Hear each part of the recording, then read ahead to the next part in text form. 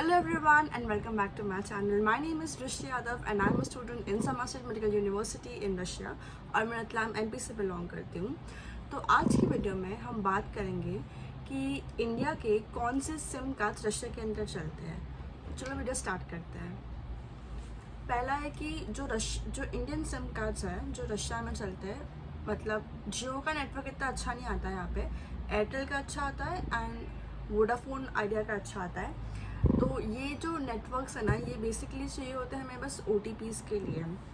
यहाँ पे सिम काम तो करेगी नहीं, मतलब आप बात करोगे तो फिर ऑब्वियसली आपको रिचार्ज कराना पड़ेगा इंटरनेशनल, लेकिन अपने बैंक अकाउंट्स को चालू रखने के लिए आपके पास इतना तो होना चाहिए कि आपको OTP आ जाए यहाँ पे। बाकी जब आप रशिया में आओगे तो आपको रशियन सिम मिलेगी, आप उसे अपने फ़ोन में डालोगे और उसके बाद आप यहाँ पे मैसेज, कॉल या नेट चला सकते हो।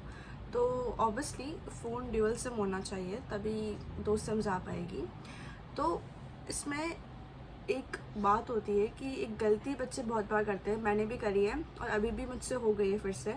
तो वो है कि हमारा जो इंडियन सिम कार्ड है, जब आप 2 स्लॉट्स होते हैं, सिम 1 सिम 2, तो आप उन स्लॉट्स को सिम निकाल कर उसको चेंज मत करो, क्योंकि क्या होता है ना कि हमेशा जब भी अगर आप सिम हटाओगे उस स्लॉट से, तो फिर अगर आपके पास इंटरनेशनल रिचार्ज नहीं है तो फिर आपको फिर से रिचार्ज करना पड़ेगा, बिकॉज एक बार सिम उस स्लॉट से हट गई तो आपके जितने भी बैंक जीपे ऐप्स हैं इस सब से डिस्कनेक्ट हो जाएगा। आपको फिर से लॉगिन करना पड़ेगा और लॉगिन के लिए आपको पासवर्ड क्या OTP बहुत ज़रूरी है।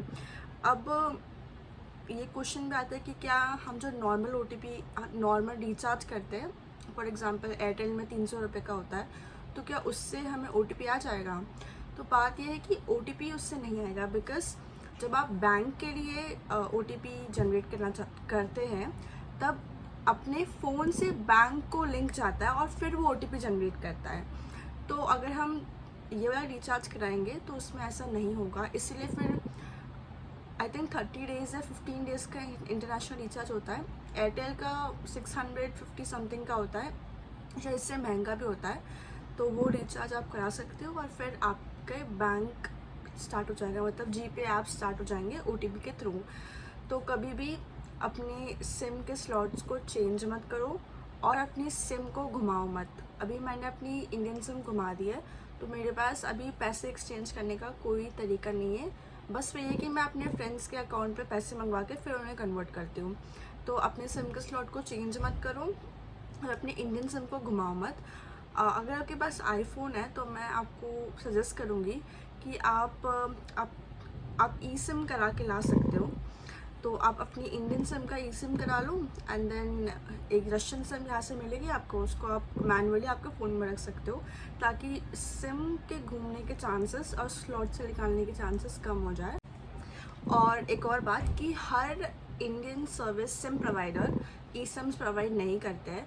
तो आप एक काम ये भी कर सकते हो कि आप आपकी इंडियन सिम को मैनुअली कैरी करो आपके सिम कार्ड में, एंड देन आप यहाँ पर आके आपकी जो रशियन सिम है उसका आप ई सिम करा सकते हो, तो वो भी एक तरीके से काम करेगा। अगर किसी के पास एयरटेल या वोडाफोन या आइडिया की सिम नहीं भी है, तो वो अगर आपके पास जियो की सिम है तो आप आपकी उस सिम को पोर्ट करा सकते हो, फॉर एग्जांपल एयरटेल की सिम में, या आपको जो सही लगे आपके फेवरेबिलिटी के हिसाब से। तो यही था वीडियो में कि इंडियन सिम कार्ड्स क्यों ज़रूरी है OTP के लिए, स्पेशली बैंक्स के, स्पेशली जीपे वगैरह के OTPs के लिए। बाकी रशिया में आकर तो आपको रशियन सिम देता ही है, उसी का आपको रिचार्ज कराना, उसी से नेट चलता है और उसी से आप यहाँ पर कॉल्स वगैरह ले सकते हो।